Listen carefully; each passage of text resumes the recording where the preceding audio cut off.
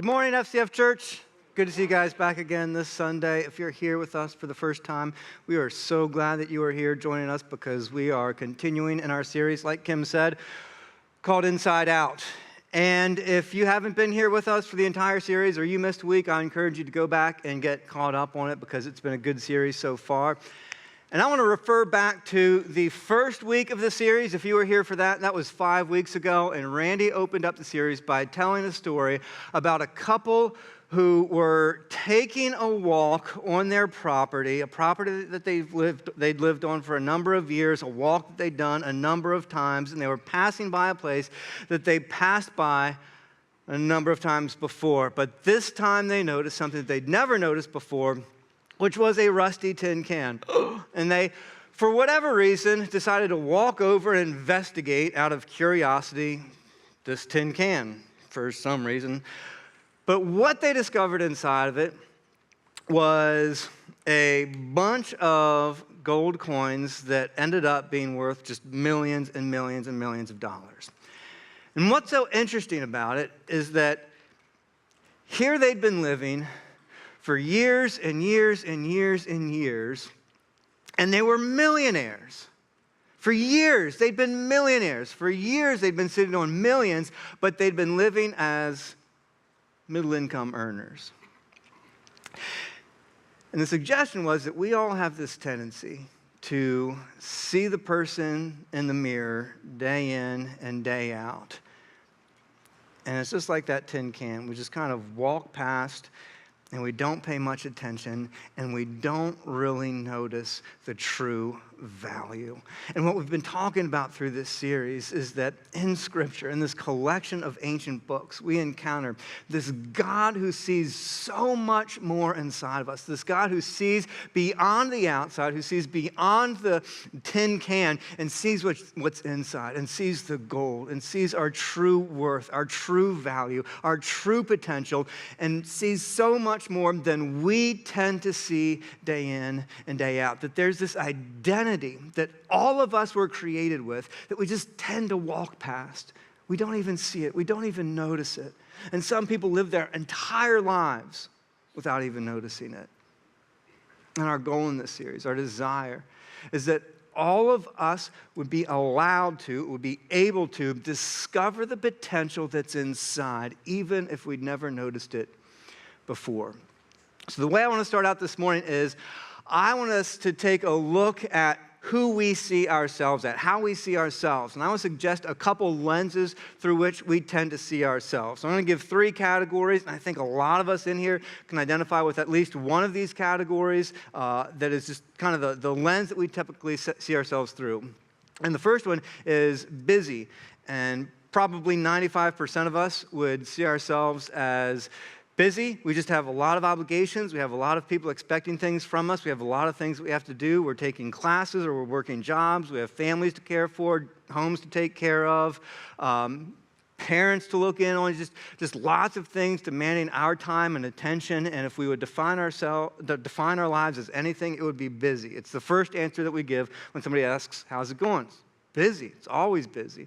And the way that we respond to any kind of change, if you're busy, and that's the lens through which you tend to see yourself, the way that we tend to respond to change is, please don't ask me to do anything else because I'm probably doing too much already. And that's busy. And I won't ask you to identify yourselves because you're probably too busy. You're on your phone texting or something. The other lens is those of us who are we're comfortable. We're comfortable. We had this vision for our lives. We had this vision for who we wanted to become and who we wanted to be, and we're kind of there. We're on like a really good path to get there. You know, we have the job that we wanted to have. We're in the position that we wanted to have. Financially, we're right on track. We're living in the house that we wanted to live in, the neighborhood that we wanted to be in, and everything's good. You're the person that the rest of us look at and just want to gag because it's like you just have it all together. Like you set out to accomplish it, and you did it, and you're just comfortable. And the way that we respond to change when we're comfortable is, please don't ask me to do anything that's going to disrupt my carefully curated life. Like, I've spent so much time and so much effort getting it just where I want it. Please, please, please don't mess this up for me. And I won't ask you to identify yourselves because you're comfortable. You don't want to raise your hand. And then there are those of us who just see ourselves as inconsequential. You know, we might have had this plan for our lives, this vision for our lives, this person we wanted to become, but it just didn't happen. It just didn't work out. Or maybe it's just your whole life. You just hope that somehow something would work out. Somehow like everything was going to come together, and everything was just going to work. And you looked at the comfortable people, and you just thought, maybe that'll be me one day, but it never panned out. And maybe it was just a series of circumstances or events or disappointments or failures or mistakes that happened. But somehow, somewhere, you just kind of landed in this place, and it's like, you just feel like you're not the kind of person who's going to make an impact. You're not the kind of person who's going to make a difference. And your response, if you see yourself this way, to any kind of suggested change is, why would I change? Because it's really not going to make a difference anyway. Now, to be absolutely honest and transparent, I tend to see myself at times to some degree through all of these lenses. So if you can identify with any of these identities here, I want to say that this message is for you, but it's not just for you, it's for us. And what I want us to recognize this morning is that if this is how you tend to see yourself, this will eventually become your ceiling. If you chronically see yourself as busy or comfortable or inconsequential, the result is going to be that is going to become your ceiling, and it's going to contain you right where you are. Because if you're busy, you're not going to change busy. If you're busy, you're not going to add anything else. If you're busy, you're just busy, and if you're so busy that you don't have time to change or add things or undo things, you're just going to stay that way. You're just going to stay on that course. Or if you're comfortable, you're too comfortable to do anything different or do anything more or do anything in addition or undo anything, you're just always going to stay there. If you just see yourself as inconsequential, why would you even bother to do anything different? And the result of chronically seeing ourselves through these lenses is that we just get locked into doing the same thing we've always done and getting the same outcome. And the result, whether we intend for it to be or not, just the natural consequence of chronically seeing ourselves through these lenses, the result is that we just become servants of the status quo. We become locked in to the norms, locked into the status quo. We become servants of just what's generally been going on, the patterns and habits and lifestyle that we've created for ourselves. And we stay there. Here's what we have to recognize about this, is that none of us set out to do this. None of us dreamed up this plan to become a servant of the status quo. None of us dreamed up this plan to get stuck in life. None of us dreamed up this plan just to become mediocre and settle in there. It's just what happens. And there are mountains and mountains of research and studies that show that this is just the general natural drift of life, that all people tend towards the status quo. All people tend towards establishing patterns and routines and then staying in those patterns and routines. And the reason that we do that is because it's safe. It's predictable. Even if we don't like our patterns and routines, we stay there because at least we know what we're going to get. And it minimizes fear, it minimizes anxiety, it minimizes risk. And so there we stay. And here's the interesting result of it.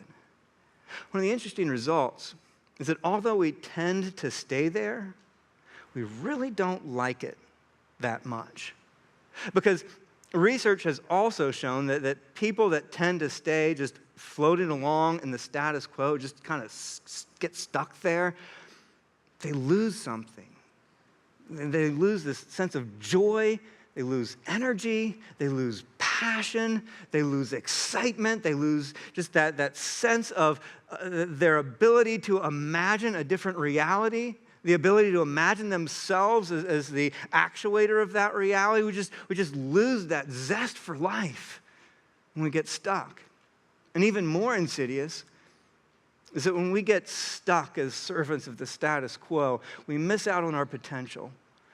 We miss out on fully experiencing the ability to employ the gifts and the talents and the skills and the experiences that we've collected and to develop the new abilities and new talents and new skills and new gifts. We miss out on our potential to actually make an impact in the lives of other people, to produce change, to make an impact. We miss it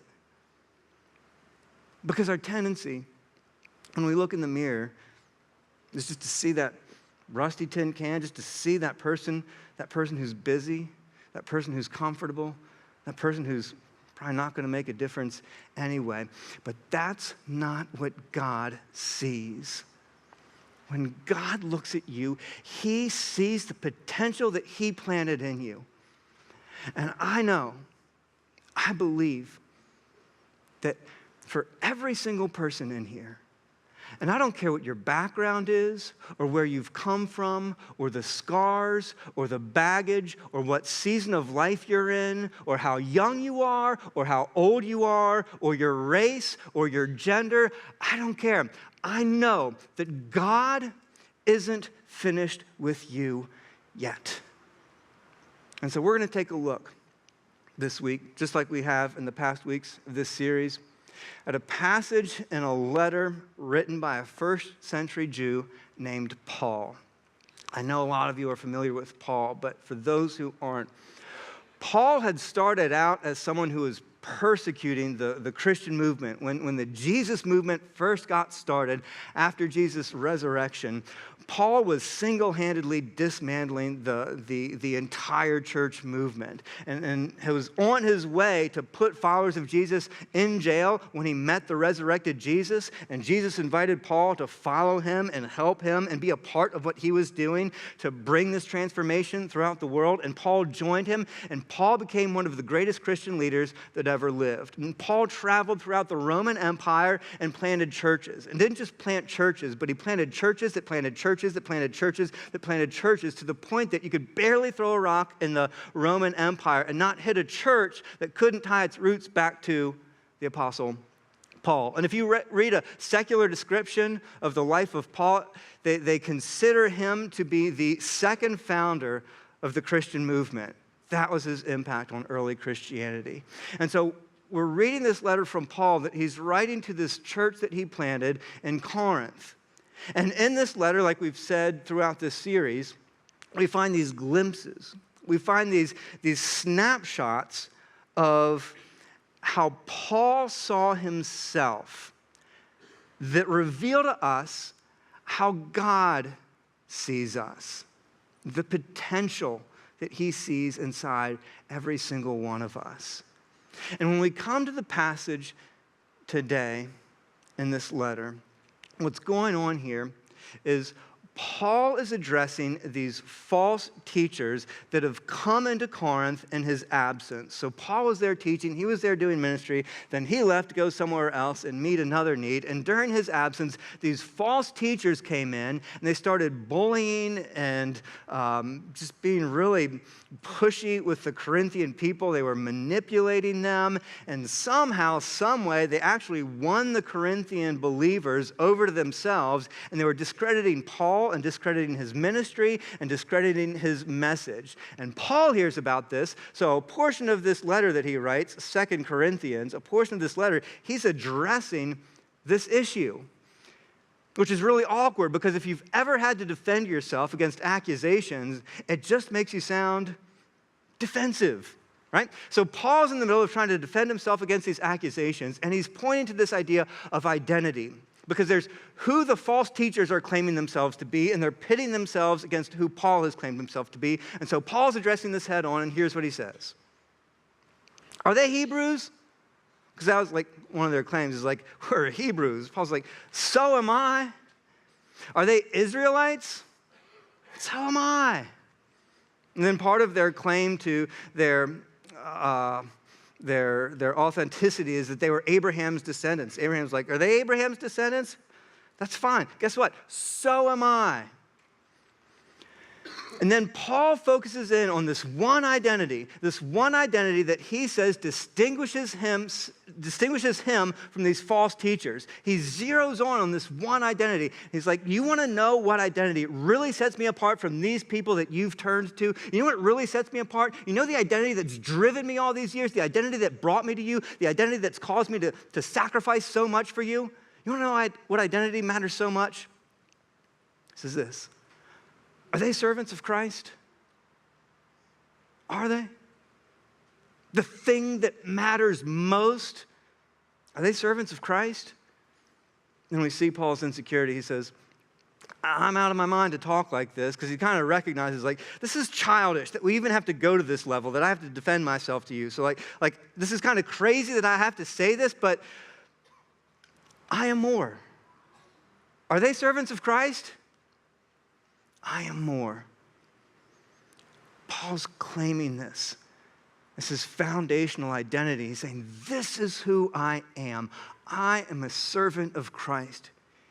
You see, Paul recognized that our God came into our world. He put on flesh to come and live among us, to show us exactly what he's like. He pulled back the curtains and said, this is who I am. And he proved to us that he was gentle, that he was humble, that he was good. And he cast this vision for this dream that he had for reality, where the hungry were fed and the crippled were healed, where those who were excluded were welcomed back into fellowship. This world where there was no more sadness, no more sorrow, no more sickness, pain, or death. And he lived this life as an example to show us, this is how I created you to live. Then he died on a cross to prove his goodness, to prove his love, to prove that if he's willing to die for us, he is for us, so that we would trust him. And Paul recognized, not only was he inviting us to trust him, but he was inviting us in to be a part of the work that he's doing to bring transformation into this lost and broken world.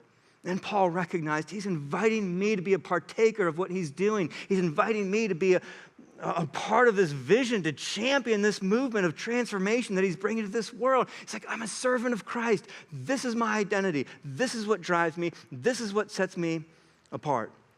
And he didn't just say this. He didn't just make this claim and just let it hang there. Paul goes on to validate what makes him a servant of Christ. And this should be really interesting to us because I think so many of us have this perception of what it means to be a servant of Christ. And the perception that we develop of what it means to be a servant of Christ is based on what we see other people doing. So we see people who claim to be servants of Christ, we watch their lifestyles and we assume, well, that must be what it means to be a servant of Christ. Or there's the tradition that you were raised in, or the kind of church that you were raised in, where you were taught, like, this is what it means to be a servant of Christ. And so we have all kinds of perceptions of what it truly means to be a servant of Christ. But here, we get to hear it directly from Paul's mouth. Paul says, you want me to authenticate what makes me a servant of Christ? Here you go. He says, I've worked much harder, been in prison more frequently, been flogged more severely, and been exposed to death again and again. 5 times I received from the Jews the 40 lashes minus 1, which killed a lot of people. He said 3 times I was beaten with rods. Once I was pelted with stones. He was stoned. They thought to death. They dragged him outside of the city and left him for dead, but he wasn't dead. And he actually went back into the city and started preaching some more. 3 times I was shipwrecked. I spent a night and a day in the open sea. I've been constantly on the move. I've been in danger from rivers, in danger from bandits, in danger from my fellow Jews, in danger from the Gentiles, in danger in the city, in danger in the country, in danger at sea, and in danger from false believers. I've labored and toiled and have often gone without sleep. I've known hunger and thirst, and I've gone without food. I've been cold and naked. Besides everything else, I face daily the pressure of my concern for all the churches. Who's weak and I don't feel weak? Who's led into sin and I do not inwardly burn? If I must boast, I will boast of the things that show my weakness. Paul said, I am a servant of Christ. And then he lays down his resume. And what he uses to prove his validity aren't his successes. It's not a list of his accomplishments. It's not a list of how many converts he's gained. It's not a list of a decision that he made one time or a prayer that he prayed. It's not a reference to his baptism or a decision that he made at youth camp. It's not how much he knows about the Bible or what his prayer life looks like. It's not how many serving teams he's on. It's not how many small groups he's a part of. The thing that he points to authenticate his identity as a servant of Christ is what it's cost him. It's what he's suffered. It's what he's been willing to risk. Because Paul knew. What validates his identity as a servant of Christ is what it's cost him. This is what validates his identity. Because what proves our commitment to a person or a cause, what proves our commitment is not what we say, but it's what we're willing to risk for it. It's what we're willing to put on the line for it. That's why when we tell our spouse we love them, we don't just say, I love you. Take my word for it, right? It has to be proved out. It has to be demonstrated. Something has to be put on the line. And Paul knew this. What validates his identity as a servant of Christ is what it cost him. And he knew that his potential as a servant of Christ, to be who God created him to be, to do what God created him to do, is on the other side of what's comfortable. His potential, for his potential to be fully unleashed and fully unlocked, it lay on the other side of what's comfortable, and it's true for you and it's true for me, because our potential, your potential, my potential is on the other side of what's comfortable. And as long as we stay in servitude to the status quo, we miss out on our potential. And as long as you have breath in your lungs, there is more that God wants you to learn. There's further that he wants you to grow.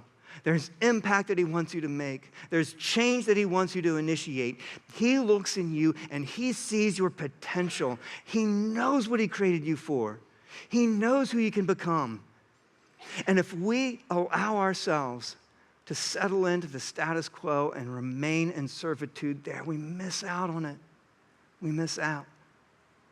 So how do we escape from it? How do we get out of it? What was it that had caused Paul to have such a successful ministry and be willing to risk so much? It starts here. It's catalyzed by trust. Developing that identity as a servant of Christ, it's catalyzed by trust. I listened to a pastor tell a story one time of a high school football coach. And it was his first year coaching the team, and the team that he was inheriting was not a good team. It was a losing team. But this high school football coach had this vision of taking this organization and turning it around and turning it into a winning team. But he knew that there was going to be significant cost. He knew it was going to require sacrifice. And he knew that it being his first year there, anything that he tried to drive them to that was going to be outside of their comfort zone was going to be received with skepticism. They're going to be doubtful. They're going to be resistant. So here's what he did. He told them that on the first day of practice, he wanted them to show up at the local pool. It's the first day of practice, all the athletes come and they line the edge of the pool. And the coach walks up onto the high dive platform. And he starts giving them this speech. And in this speech, he paints for them this picture of what he knows they can become, this picture of the victory that he knows that they can accomplish. And he also tells them, but here's the cost. This is where we're going to go as an organization, but here's the cost. Practice is going to be intense. You're going to have to go through a lot of pain. There's going to be a lot of sacrifice. But in the end, we'll have victory. And he saw this team, and he saw their faces, and he saw their disbelief, and he saw their doubt. And so he walks up to the edge of the high dive, and he says to them, pain is temporary, but glory is forever. And he jumps off, splayed out completely, and belly flops, bam, right onto the surface of the water. And then he climbs out of the pool, and every jaw is dropped and their eyes are wide open. And he goes back up onto the high dive again, and he says, pain is temporary, glory is forever. Whack. And now he had their attention. Because here's what he had done in that moment. He painted them the picture of what the end game looked like. He painted them the picture of what the cost was going to be. And then he demonstrated for them that he was willing to suffer pain right alongside with them. And in doing that, he earned their trust. He earned their buy-in. And for the rest of the morning, voluntarily, student after student after student walked up onto that high dive and whack, whack, whack, whack, all morning long. Here's the second thing that he accomplished through that. He invited them to step in to their pain. He invited them to not run away from, to not be afraid of, to not hide from, but to confront and walk into pain. Here's what researchers know, and here's what a lot of us have found out. That the things that we're afraid of, the things that we're anxious about, the things that we try to steer away from because we just don't like them, they're uncomfortable, they may make us a little anxious. The more we avoid those things, the more we become afraid of them, the more we feel anxious about them. The more control they exert over us, which seems completely counterintuitive because we tend to think if we avoid the things that we're afraid of, then we won't be afraid because we're not around the things that we're afraid of. But it's the exact opposite that's true, that the more we avoid the things that we're afraid of, the greater our fear becomes. And the more those things have power to exert control over us. And it's the same with pain, and it's the same with discomfort, and it's the same with risk. And what that coach did that morning was he invited them to step into pain so they wouldn't be afraid of avoiding it. They wouldn't walk away from it. They wouldn't be averse to it. He invited them into it so that it wouldn't have control over them. Isn't this what God has done for us? That he came into this world and he painted this picture of this grander reality. And he said, but there's going to be a cost. You are going to have to take up your cross. But he took his up first. And then he invites us into it. He invites us into it. And he invites us into it little by little by little. He says, first of all, there's some things that you might have to cut out of your life. There's some things that you're going to have to sacrifice. And there's some things that you're going to have to start doing. This is pain confrontation. This is stepping into our pain. This is stepping out of our comfort zone, little by little by little, so that we learn little by little, that we don't have to avoid risk. We don't have to avoid discomfort. We don't have to avoid pain. We can step into what God is calling us to because it's going to be okay. What is that next step of faith that God's calling you to take that you need to trust him with, but you don't really want to do because it's a little bit uncomfortable? What is that for you? And it might be something really small. It might be just carving out a quiet time in the morning. It might be joining a small group. It might be getting on the serving team. It might be cutting that thing out of your life that you know, this isn't okay, and I need to stop doing it. And it might be small. I get it. And it's like, what difference is this going to make? But I'm telling you, God can't steer a ship that's not moving, right? You cannot steer something that doesn't have forward motion. Trust gets us off the couch. Trust gets us moving. Until we take that next step of faith, God cannot steer us in the direction that he wants us to go. So becoming a servant of Christ, it's catalyzed by trust. It's directed by need. Trust gets us off the sofa. Trust gets us moving. Need directs us. Thursday and Friday of last week, we hosted the Leadership Summit, which was awesome. And for everybody who was there, I hope you had a wonderful time and walked away with a renewed vision for your life and the things that God wants to do through your life. During the conference, one of the speakers told a story of a study that was done. And when I heard the story of the study that was done, I was very skeptical because it just sounded like one of those things that a pastor made up one time and it just got passed and shared around and everybody just thought it was true because so many people had heard it. And so I looked it up to see if it was actually legit, and it was actually legit. Here is the study. The study was to see what the impact of hurry was on someone's willingness to help someone else. So what they did was they went to a university and they had two sets of students. One set of students, they told, we want you to go to this other building on campus to perform this task. They said, you have plenty of time, but you should go ahead now because, it'll take place in like 15 minutes. The other group, they told, you have this task to perform at this other building on campus, and you're already late, so we need you to get there as soon as possible. Along the way, for all of the students, they would encounter a man who would be slumped in a doorway experiencing medical issues. And they would find themselves in this situation, and nobody else would be around. So there would be this visible person who actually needed help, and they were the only ones around to help them. Not surprising to anyone, the students who thought they were late were far less likely to help than the students who thought they had plenty of time. That wasn't surprising. What was surprising was the rate at which the number of busy students actually slowed down to help. 10%. 10% stopped to help someone who was in visible medical distress when they were the only ones around to do anything. That was surprising to me.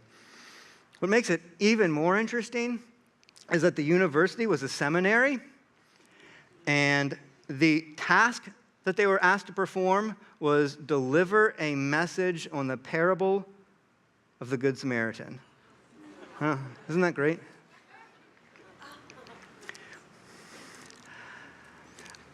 I think intellectually, we always know what's more important.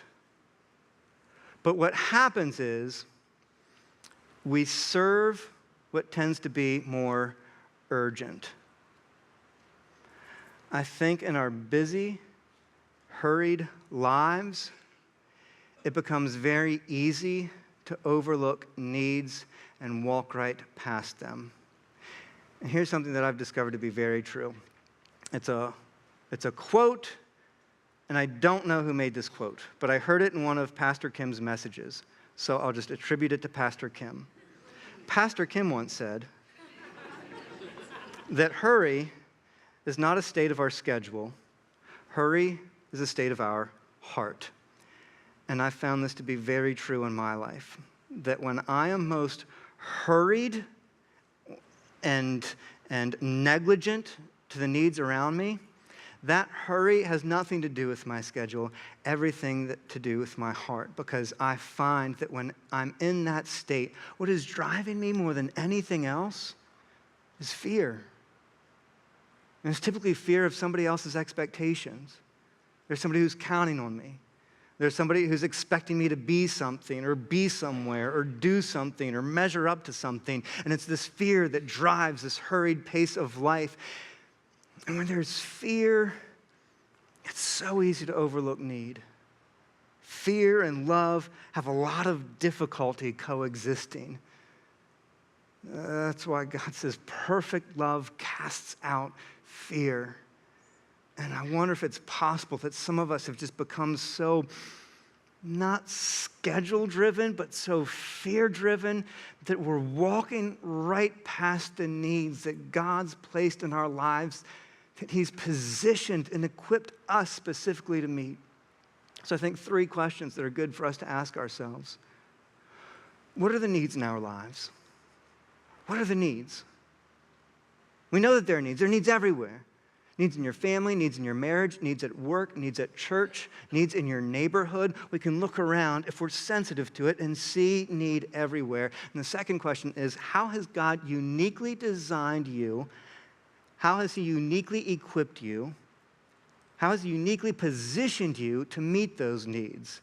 You can't meet all the needs. None of us can meet all of the needs. This becomes the filter through which we sift. What needs can I meet? How has God uniquely positioned and equipped me to meet the needs around me? And then to ask yourself, because this is the thing that tends to hold us back, what might have to be carved out of my life for me to meet this need? Where's the fat that I've just allowed to get subsumed into my schedule and into my life that might need to be cut out. This might just have to be something that I sacrifice so that I can meet this need that God has uniquely equipped and positioned me to meet. What is that for you? And I don't expect you to have an answer now, but it's something worth thinking about, because here's what I know. This is how God will move you through your life towards your potential. I had a friend who was at an event one time where he happened to encounter Mother Teresa, and while he was there with his daughter who was going into college, and she was in this place of, I don't know what I'm going to do with my life, and maybe some of you can identify. And so they had the opportunity to meet Mother Teresa, and here's this person who's just brimming with wisdom, so she asked her, how do I figure out what path my life is supposed to take? And I love this. Mother Teresa just put her hand up in front of her face, this old wrinkly hand. And the girl just didn't know what to make of it. And Mother Teresa said, what's right in front of you? Meet the need that's right in front of you. Just always do that.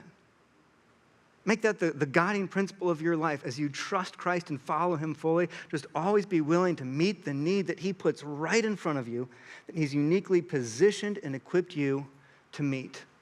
And I'll tell you, as I've looked at the people who've been most tremendously used by God at all levels, all walks of life, the thing that I find to be the most common denominator among them, one of the most common denominators, is that throughout their lives, they never sat down and came up with a 5-10-year path to greatness. It was always their willingness to do what was right in front of them. And step by step by step by step, God moved them from need to need to need to need towards their full realization of their potential and his full usefulness of them. It's always meeting the need that's right in front of us. So, catalyzed by trust, that gets us moving, gets us off the sofa, become directed by need that God puts in our path.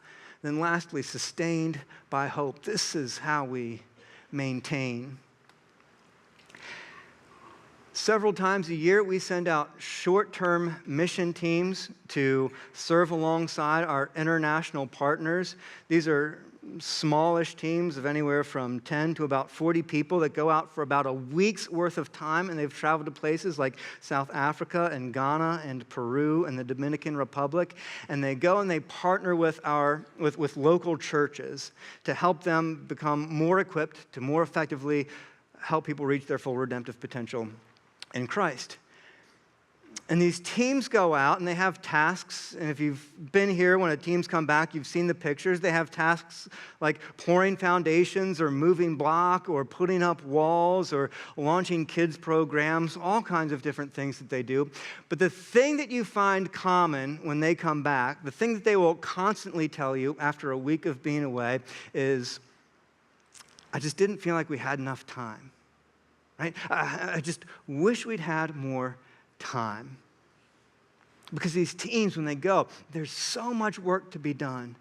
They know they're focused, they know what they're trying to accomplish, but it just never seems like there's enough time, and they pour so much into the work. Well, they work so hard at it. And what you never see amongst these teams while they're away on these trips, you never see them admiring the people who live there, who are rich and have everything going on. They never spend time thinking like, how can I live like those people? How can I get what those people have?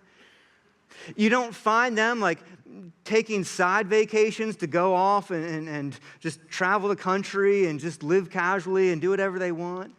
You don't find them like going out and buying a bunch of stuff to like decorate their hotel room because they want their hotel room to be nicer than the hotel room next to them, and so it can be more comfortable. So while they're there, it's just a little. You don't see them doing that. Why? Because they know they have a short amount of time. There's a lot of work to do, and at the end of it,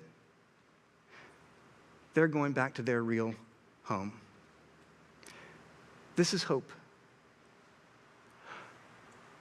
Hope is the sense that we have a mission, that we have a purpose, that we only have a little bit of time to accomplish it before we go to our true home.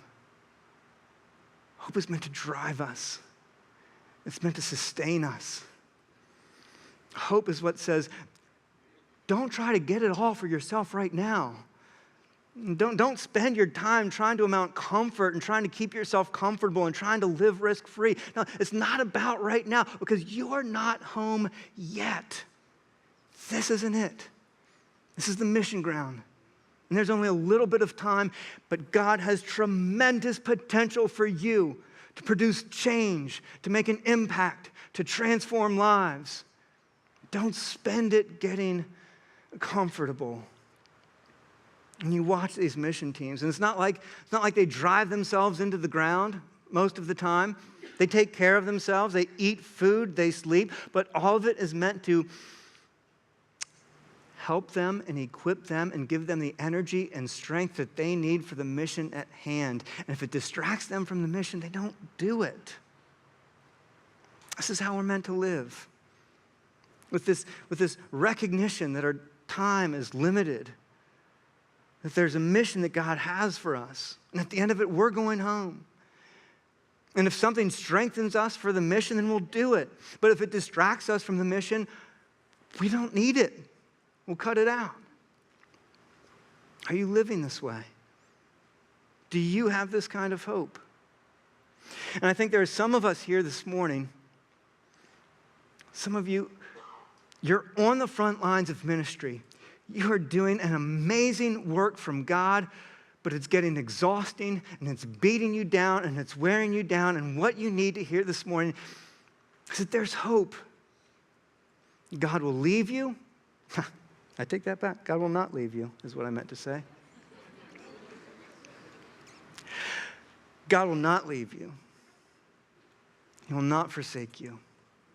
He will sustain you. He will strengthen you. He will energize you through this, and he promises you victory. That as you continue to serve him faithfully and meet the needs that he's put in front of you, as you continue to do that, he'll use that. He'll build something amazing out of it, something beautiful out of it, something tremendous out of it, and he'll develop something in you. So don't give up. Don't grow tired. Don't be weary. Don't be afraid. God will never leave you, never forsake you. He promises to walk with you through this. Paul was a servant of Christ. And the thing that he pointed to above all else to validate it was his willingness to step outside of what was comfortable, because he knew that's where his potential was. It was catalyzed by trust. It was directed by need. It was sustained by hope. As you read Paul's letters, he wrote over half of the New Testament. You just see this over and over again, this trust that's driven by need, that's sustained by hope. It's what drove him. He was a servant of Christ. That was how he saw himself. Is that how you see yourself? Because that's how God sees you.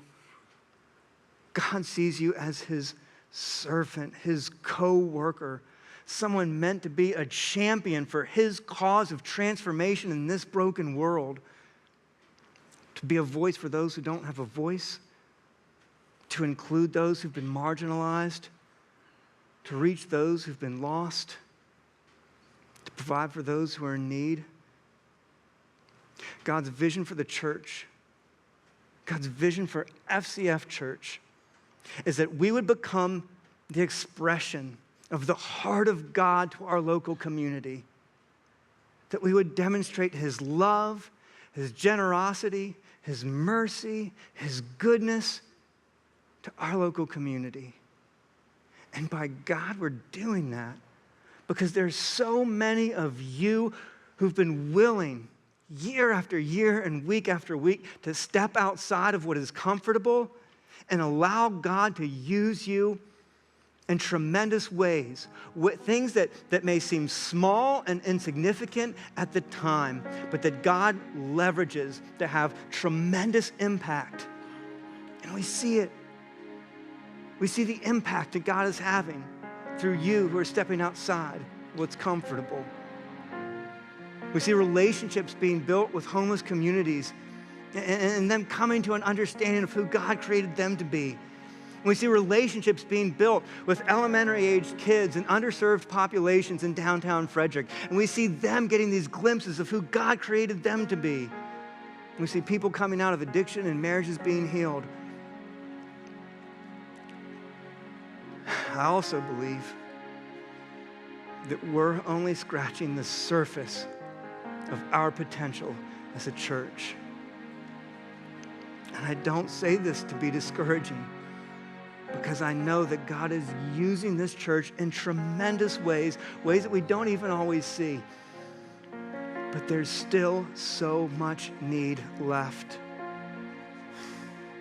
There's still so much brokenness. There's still so much hurt.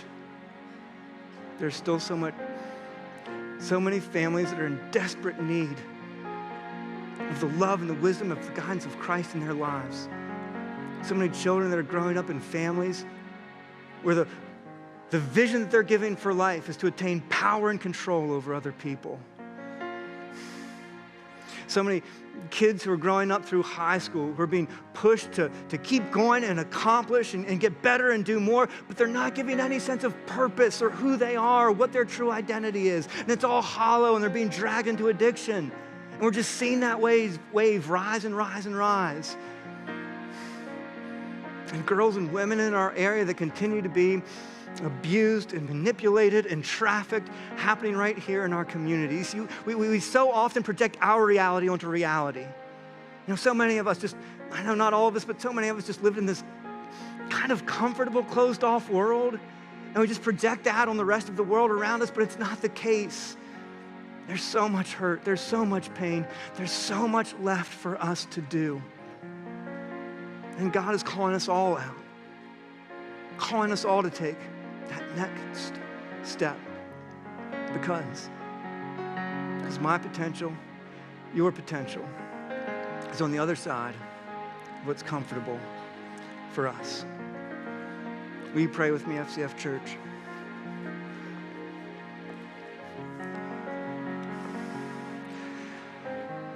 Father, you see us right where we are. Some of us have just been lulled into complacency. We know it, and you know it. And you love us here. You have grace for us here. You have patience for us here. You also have hope. There's so much more that you have in store for us. So much more that you're inviting every single one of us into. So much more that you don't want us to get to the end of our lives and have missed out on. And you're pleading with us to take whatever step of faith is next for us. That we would experience your best and we would experience our potential released. Father, let your Spirit have his way in us as we step out what is comfortable and into the potential that you have for us. We ask it in the name of Jesus Christ, and all God's people said, amen.